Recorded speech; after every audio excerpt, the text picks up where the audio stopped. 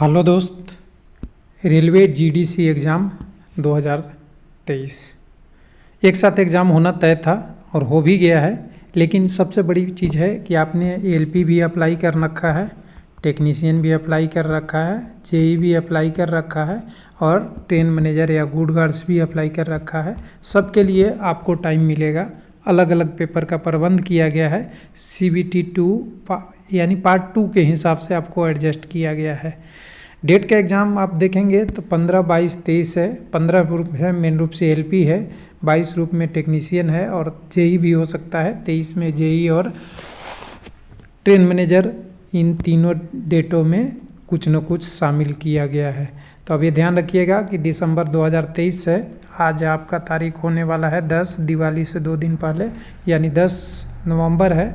आपका पेपर 15 को है, तो आपको 30 से 35 दिन जो गुड टाइम 40 दिन का मिलता है तैयारी का, वही मिला है। और ख़ास करके उन लोगों को कम मिला है जो लोग नए थे और उन्होंने जस्ट एप्लीकेशन अभी ही फिल किया होगा, और या अभी कई जगह कुछ जगहों पे लास्ट डेट भी चल रहा होगा।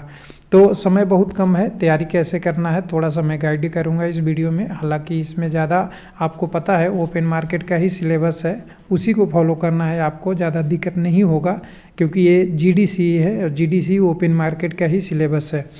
दूसरा DFCCIL का लोगों का है, डेडिकेटेड फ्रेट कॉरिडोर वाला जो है लोगों का एग्ज़ाम है कि इसका क्या होगा। तो देखिए नज़दीक आपका रिजल्ट अब नज़दीक आने का टाइम है, क्योंकि इसका भी जो डेट लिखा हुआ था आपका दिसंबर 2023 ही CBT 2 का पहले से प्लानिंग है।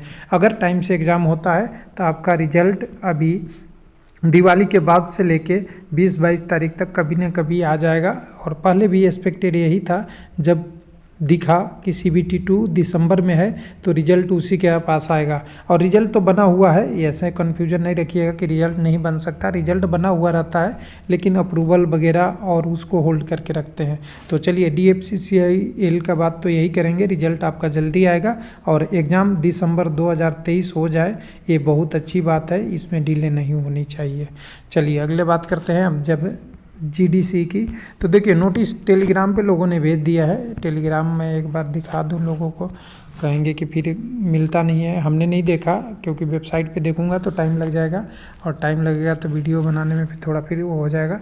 तो कैंडिडेट ने भेज दिया है, शेयर कर दिया है। जो कैंडिडेट चाहते हैं डाउनलोड कर सकते हैं, ओपन में ये आपका टेलीग्राम पे पड़ा हुआ है। बाकी आप यहाँ से पढ़ के देख लीजिए, यहाँ पे आपको जीडीसी का पूरा डिटेल है। कंडक्ट ऑफ एग्ज़ाम का है, कोलकाता इसका नोडल अथॉरिटी था। 9 तारीख का डेट है, आज 10 तारीख है। तो यहाँ पे रेलवे बोर्ड कोलकाता इसका नोडल एजेंसी है। आपका एग्ज़ाम इसका हो रहा है। कुछ लोगों का कमेंट यही आता है कौन सी एजेंसी होगी, तो मैं वेबसाइट पे रेगुलर देखते रहा, लेकिन एजेंसी वहाँ पता नहीं चला। अगर कोई लिंक होता तो पता चलता, मॉक टेस्ट लिंक या किसी और में, तो वो पता नहीं चल पाया कि कौन सी कंडक्ट करेगा एग्ज़ाम, एजेंसी कौन से होगा, वो नहीं है। लेकिन एग्ज़ाम जीडीसी का एक साथ होना था। एलपी टेक्नीशियन, जूनियर इंजीनियर और ट्रेन मैनेजर का एक ही साथ हो रहा है। लेकिन ध्यान दीजिएगा, सबसे पहले एलपी और आईटीआई टेक्नीशियन को एक साथ कर दिया है। इसका करने का मतलब ये है कि एलपी और आईटीआई का जो सिलेबस है वो 4 या 5 ग्रुपों में होता है। 5 ग्रुप में से एक 10+2 वाला ग्रुप फिजिक्स केमिस्ट्री है, इसको अलग कर दिया। 4 ग्रुपों को एक साथ लेगा, इलेक्ट्रिकल, मैकेनिकल, आपका सिविल से रिलेटेड और एक ऑटोमोबाइल से रिलेटेड। इन चारों का एक ही सिलेबस लगभग होता है। कुछ लोग कहते हैं मेरा रेडियो मैकेनिक है वगैरह वगैरह, तो आईटीआई केवल भरे हैं तो वो होगा। अगर एलपी भरे हैं तो उसके साथ कंबाइन हो जाएगा किसी भी ग्रुप के साथ, ये ध्यान रखिएगा। तो इसके लिए पार्ट बी आपको तैयार करना पड़ेगा। पार्ट बी तैयार करने के लिए लोगों का मैंने कोशिश किया था, हालांकि बीच में इधर 1-2 महीना से थोड़ा सा समय ख़राब हुआ, जिसके कारण से हम नहीं अभी कुछ ज़्यादा उस पर अपडेट कर पाए। तो यहाँ पे हमने इसका डिस्क्रिप्शन में लिंक डाल दूंगा, रेलवे लाइव का ई-बुक और पीडीएफ का। तो यहाँ पे मैंने कुछ क्वेश्चन डाले हुए हैं, हालांकि आपको पे कहीं से भी क्वेश्चन मिलता है वो देख लीजिएगा। यहाँ पे बस अंतर यह है कि जो हमने यहाँ पे प्रश्न डाले हैं अपने वेबसाइट पे, इस प्रश्न में हिंदी इंग्लिश में ट्रांसलेट किया हुआ है और कुछ सॉल्यूशन भी दिया हुआ है।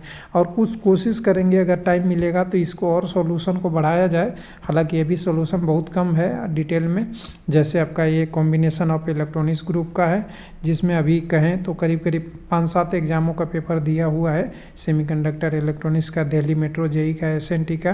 तो ये सब देखेंगे तो थोड़ा सा है। इलेक्ट्रिकल का देखेंगे तो इलेक्ट्रिकल का मिल जाएगा आपको, मैकेनिकल का मैकेनिकल, और मैकेनिकल ऑटोमोबाइल एक ही होते हैं दोनों में। मैकेनिकल में करीब करीब 8 अलग अलग ब्रांच हो जाते हैं, ऑटोमोबाइल में 5 हो जाते हैं, 3 कट जाता है, लेकिन जो 8 है वो 5 के 5 आपको ऑटोमोबाइल में मिलेंगे, मैकेनिकल और ऑटोमोबाइल दोनों में मिलेगा, इसलिए दोनों को मैंने एक ही बनाया था। हालांकि इस सब पे आपको अपने सिलेबस को भी फोकस करना है, और ये ध्यान रखिएगा आपका जो ग्रुप पढ़ रहा है, आपका ग्रुप अगर कोई भी पढ़ रहेगा मैकेनिकल इलेक्ट्रिकल, उसको पकड़ के रखिएगा। ऐसा नहीं सोचिएगा कि मैं केवल टर्नर हूँ तो मुझे टर्नर ही कुछ क्वेश्चन मिलेगा।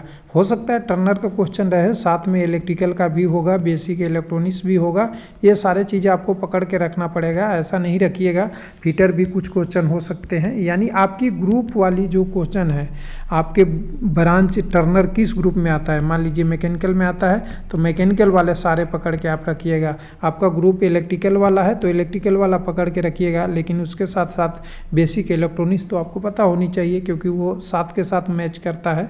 और इलेक्ट्रॉनिक्स वाले के लिए बेसिक इलेक्ट्रिकल, उसी तरह फीटर वाले के लिए भी अगर कोई मशीन चलानी है तो वो चलाने उनके लिए पावर चाहिए, तो उसके लिए भी बेसिक इलेक्ट्रिकल ज़रूरत पड़ता है। ऐसे ऐसे टॉपिक को, यानी 10+2 वाले में जो साइंस है उस वाले लेवल को तो प्लस 10+2 वाला को तो साइंस पकड़ ही के रखना, उसको छोड़ना नहीं, इलेक्ट्रोमैग्नेटिक वगैरह वगैरह वगैरह।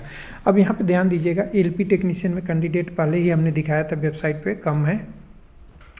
उसके बाद जेई में भी कैंडिडेट थोड़ा ज़्यादा है। जेई के एग्ज़ाम के लिए, जिनका एग्ज़ाम 23/12 को होगा सैटरडे को, और फ्राइडे को 22 तारीख को जो होगा केवल टेक्नीशियन फिजिक्स केमिस्ट्री वाले को होगा। तो आप समझ सकते हैं फर्स्ट शिफ्ट में 3 एग्ज़ाम प्लान किया हुआ है, और तीनों में अलग अलग है। आपका एलपी टेक्नीशियन, 10+2 टेक्नीशियन और फिजिक्स केमिस्ट्री, और 10+2 फिजिक्स ये टेक्नीशियन का देखेंगे तो 140 के आसपास या कुछ ऐसे ही सीटें हैं। तो समझिए इसमें कितने कैंडिडेट होंगे, बहुत सारे कैंडिडेट होंगे 10+2 वाले में। एलपी टेक्नीशियन में कम कैंडिडेट है, उसकी भी मैंने एक डिटेल बनाया था, आपको वेबसाइट पे लिंक डाल दूंगा डिस्क्रिप्शन में, उससे आप देख सकते हैं, पूरे डिटेल दिख जाएगा।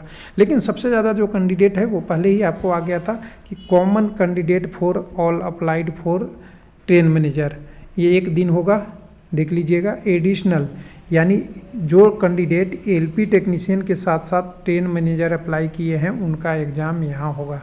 फर्स्ट शिफ्ट में जो कैंडिडेट हैं और उन्होंने ट्रेन मैनेजर भी अप्लाई किया है तो उनको सेकंड शिफ्ट में भी एग्ज़ाम देना पड़ेगा ट्रेन मैनेजर के लिए। यानी 2 मौके मिल गए आपको, यहाँ भी दे सकते हैं आप, एक ही दिन में आपका एग्ज़ाम यहाँ भी होगा और यहाँ भी होगा, यानी 2 शिफ्ट में हो गया। उसके बाद फिर 10+2 और फिर ट्रेन मैनेजर दिए हैं तब यहाँ भी 2 हो जाएगा। यानी कोई कैंडिडेट ऐसे होंगे जो आईटीआई भी होंगे, 10+2 भी होंगे और ट्रेन मैनेजर के लिए भरे होंगे, तो करीब करीब एक दिन यहाँ एक दिन यहाँ, यानी 4 एग्ज़ाम देना पड़ सकता है। ध्यान रखिएगा, छोड़ना या नहीं छोड़ना आपके ऊपर है। उसके बाद आपके अगला एग्ज़ाम जो है जूनियर इंजीनियर और ट्रेन मैनेजर का कोई अप्लाई किया है तो उनके लिए भी एक दिन में एग्ज़ाम है, इनका भी 2 एग्ज़ाम देना पड़ेगा। डिप्लोमा और ग्रेजुएट दोनों हैं तो उनके लिए, तो उस हिसाब से आप देखेंगे, जैसे कि पहले नोटिस आया था उसी हिसाब से लिया है। बाकी सारी चीज़ें लिख दिया हुआ है कि normalisation of CBT score will be only for train manager post, खाली ट्रेन मैनेजर पोस्ट के लिए होगा, और वो बाद में बताया जाएगा क्यों ऐसा होगा, क्योंकि 3 अलग अलग शिफ्टों में एग्ज़ाम हो रहा है पोस्ट में, लेकिन कैंडिडेट कॉमन है। कॉमन कैसे हैं? डिप्लोमा के साथ भी है, 10+2 के साथ भी हैं और एलपी टेक्नीशियन के साथ भी है। यानी इसके लिए नॉर्मलाइजेशन होगा। बाकी शिफ्ट 1 में जो एग्ज़ाम है इसका कोई नॉर्मलाइजेशन नहीं हुआ, एक ही शिफ्ट में एग्ज़ाम ख़त्म होगा, और ये ट्रेन मैनेजर का 3 शिफ्ट होगा, इसलिए आपको नॉर्मलाइजेशन किया जाएगा, जिसको बाद में फार्मूला बताया जाएगा। उसके बाद है कि अगर कोई चीज़ अगर प्रेजेंट होगा तो OCR और साउथ सेंट्रल रेलवे कैंडिडेट को क्या करेगा, reduce drastic competition to head be LP technician और train manager examination will be the above arrangement be presently followed by, ये आपको कौन फॉलो कर रहा है? भुवनेश्वर और सिकंदराबाद इसको फॉलो कर रहा है मैनेज के लिए।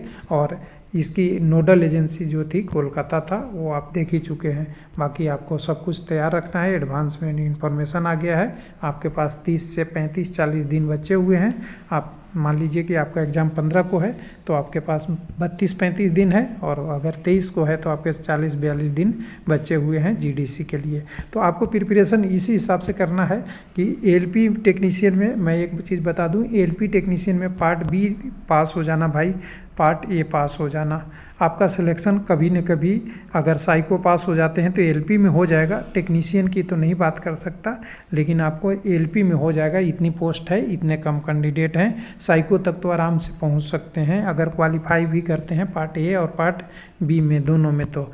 लेकिन अगर जेई बनना चाहते हैं तो कंपटीशन अच्छा रहेगा, और इनकी टेक्निकल भी अच्छा होना चाहिए, सब कुछ होना चाहिए। और गुड गार्ड्स ट्रेन मैनेजर अगर बनना चाहिए तो कंपटीशन तो फाइट करना ही पड़ेगा कैंडिडेट। ठीक, जब जीडीसी की बात करेंगे तो मैंने एक पोस्ट बना रखा था www.railwaylifeLP.com पे। यहाँ पे हमने जीडीसी के बारे में सारा आपको डिटेल दे दिया था कि किस आरआरसी में कितने लोग अप्लाई किए हैं।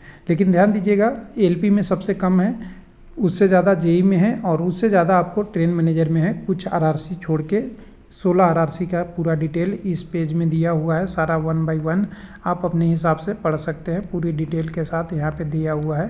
सारा डिटेल में आपको सभी आरआरसी में मिल जाएगा। एलपी में क्वालिफाई करना है पार्ट ए बी तो लगभग साइको का नंबर आ जाएगा। जेई में थोड़ा कई जगह कम है, कंपटीशन है। लेकिन ट्रेन मैनेजर में तो कई जगह बहुत ज़्यादा कंपटीशन है, और कई जगह थोड़ा कम है। लेकिन ट्रेन मैनेजर में ठीक ठाक कैंडिडेट है। लेकिन ध्यान देने वाली बात है कि ये जितने सारे पोस्ट दिए हुए, जितने कैंडिडेट दिए हैं, ये 2 साल वाले छोड़ के हैं। 2 साल का मिनिमम सर्विस मांगा था, उसको छोड़ के हैं। यानी इसमें सब में जुड़ जाएगा और कैंडिडेट ऐड हो जाएंगे, जिसके कारण से ये रेशियो थोड़ा बढ़ जाएगा, और बढ़ेगा तो वो आपको एडजस्ट करके चलना है। क्योंकि बढ़ने का डाटा नहीं आया था कि बाद में कितना कैंडिडेट फिलअप हुआ, और इस वेबसाइट पे अपडेट भी नहीं है हमारे www.railwaylife.com में, जो नीचे डिस्क्रिप्शन में मिल जाएगा। तो कुल मिला के आप आराम से तैयारी कीजिए। आपके पास 2-3 ऑप्शन है। अगर एलपी टेक्नीशियन देते हैं तो एलपी में भी है, 10+2 पीसीएम में भी अगर है तो है, जेई या ट्रेन मैनेजर एक तो कोई ना कोई का मैक्सिमम लोगों का है कि जिनका डिप्लोमा है। लेकिन जिनके पास केवल आईटीआई है उनके लिए तो केवल एलपी टेक्नीशियन बचता है। तो एलपी में आप फोकस करेंगे तो आपके लिए ऑप्शन अच्छा है। टेक्नीशियन में थोड़ा सा ऑप्शन कम है, क्योंकि एलपी में आपको अच्छा पोस्ट भी ठीक है और पैसा भी ज़्यादा है। और कुल मिला के कह देंगे ट्रेन ऑपरेशन में आपकी प्रमोशन या सब कुछ के लिए एलपी सही रहता है टेक्निकल पोस्ट में। हालांकि रिक्स, ड्यूटी ऑफ रिक्स बहुत ज़्यादा एलपी का होता है। तो चलिए आप तैयारी कीजिए। आपका नंबर जो इस बार के ग्रुप डी है या लेवल 1 वाले जो कैंडिडेट हैं, जिनको अब लेवल 1 नाम रखा गया है, उनके लिए एलपी टेक्नीशियन का ऑप्शन है। जो लोग इस बार में एनटीपीसी में बने थे, जो लेवल 2 लेवल 3 में आए थे, उनके लिए लेवल 5 में ट्रेन मैनेजर में जाने का ऑप्शन है। थैंक यू, धन्यवाद।